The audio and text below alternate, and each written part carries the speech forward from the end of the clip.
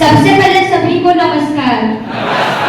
और सर ने मुझे यहाँ बोलने का मौका दिया, मुझे अपने देश के बारे में कुछ बताने का मौका दिया, उनको सबसे पहले तहे दिल से धन्यवाद।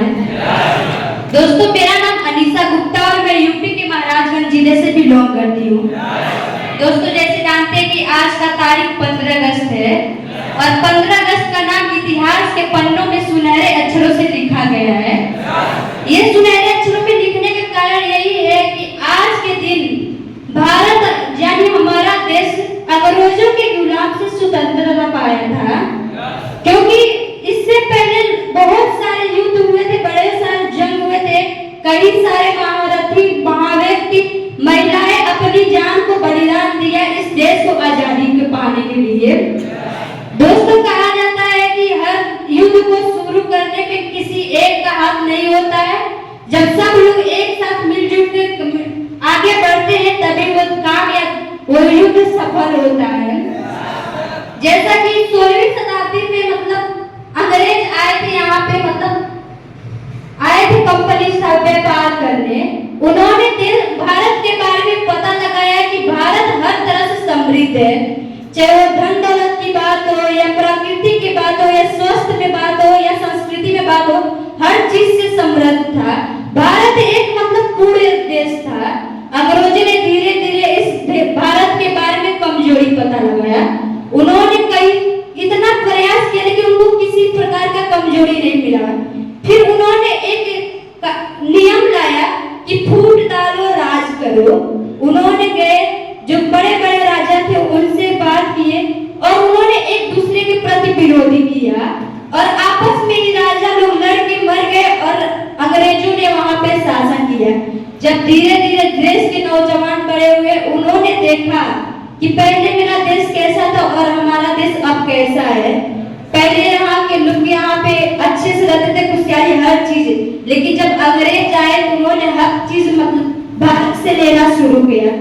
धीरे धीरे जवानों में क्रांतिकारी पैदा हुआ और वो अंग्रेजों के विरुद्ध लड़ना शुरू कर दिया।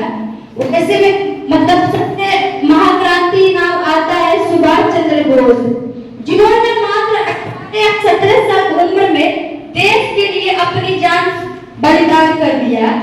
उस टाइम लोगों में ये सिलसिला था कि उस टाइम कोई रिश्ता या नाता आगे नहीं था, सर्वोपरि सबसे पहले भारत था, देश था, क्योंकि उस टाइम लोग सोचते थे कि पहले देश आजाद होगा तभी। 15 अगस्त 1947 को शुभ घड़ी आई और हमारा देश आजाद हुआ। देश अंग्रेजों से तो आजाद हो गया लेकिन कई चीजों से अभी भी गुलाम है, जैसे गरीबी हो गया, लड़कियों को पूर्ण रूप से आजादी नहीं मिली, नौकरी से अंग्रेजों गए तो बोले तुम हम लोग से आजादी पा सकते हो लेकिन तुम लोग में हम एक ऐसा सिस्टम बना के जा रहे हैं कि उस रूप से तुम लोग हमारे ही गुलाम रहोगे। उन्होंने नौकरी और एजुकेशन का ऐसा सिस्टम बना के गया कि आज देखा जाए तो भारत एक तरह गुलामी है। लोगों के दिमाग में ये आता है कि हम पढ़ लिख के नौकरी करेंगे, किसी के दिमाग में ये नहीं आता कि कोई बिजनेस शुरू किया जाए। अब पढ़े लिख के सब लोग बिजनेस कोई सुनेगा तो नौकरी ही शुरू करते।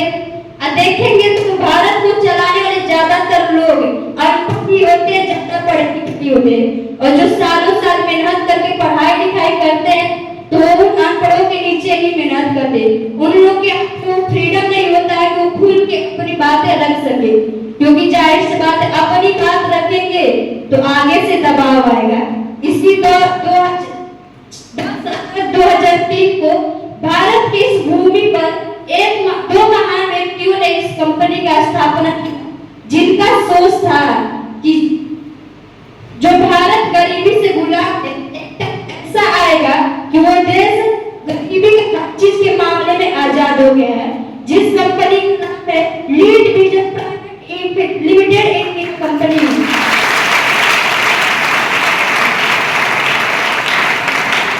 जिन दो महान व्यक्तियों ने इस कंपनी का शुरू किया, उन महान हस्तियों का स्वागत करिएगा। मिस्टर चेतन हांडा सर और मिस्टर संजीव चित्ती।